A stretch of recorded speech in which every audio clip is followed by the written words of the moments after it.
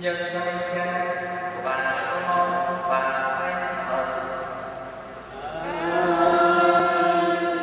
Anh chị em, chúng ta hiện diện nhau nơi đây đều là những người thân thích, bà con thân thuộc, là bạn hữu của anh Nguyễn Trung Dũng và chị Rosa Lâm Thanh Xuân. Và chắc chắn mỗi chúng ta cũng như anh chị đây đều khát khao, đó là đời sống của anh chị sẽ là đời sống hạnh phúc. Vì vậy giờ đây, mỗi chúng ta cùng với anh chị để chúng ta lắng nghe lời Chúa, xin lời Chúa hướng dẫn cuộc đời của mỗi người, và nhờ đi theo tiếng nói của Thiên Chúa, chúng ta cách biệt anh Dũng và chị Xuân sẽ được hạnh phúc trong đời hôn nhân của mình. Giờ đây chúng ta cùng ngồi xuống để đọc sách. Bài trích sách sáng thế. Chúa là Thiên Chúa phán, con người ở một mình không tốt, ta sẽ làm cho nó một trận án tương xứng với nó. Vậy Chúa là Thiên Chúa lấy vùng đất tạo ra mọi thứ vật ngoài đồng và chim bay trên trời, để dẫn chúng đến vùng Eden, để xem ông gọi chúng là gì. Là Thiên Chúa cho Eden ngủ mê. Khi ông đang ngủ, Chúa lấy một xương sườn của ông rồi đắp thịt lại. Từ xương sườn mà Chúa là Thiên Chúa lấy từ Eden, Ngài làm ra người đàn bà để dẫn nàng đến cùng Eden. Eden nói, nàng là xương lấy từ xương tôi và thịt lấy từ thịt tôi. Nàng sẽ được gọi là đàn bà vì được lấy ra từ đàn ông. Vì lẽ đó, người nam lìa cha mẹ mình để gắn bó với vợ mình, và hai người sẽ thành một thân xác. Đó là lời Chúa.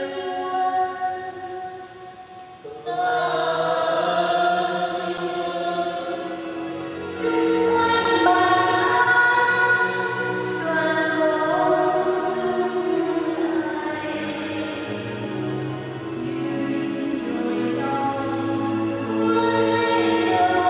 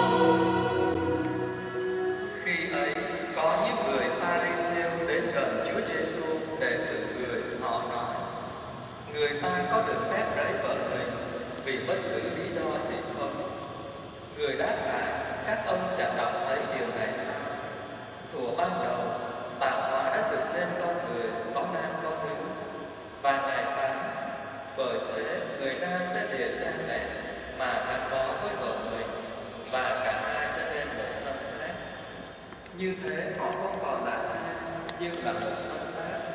Vậy sự gì Thiên Chúa đã kết hợp, loài người không được phân ly. Đó là lời Chúa.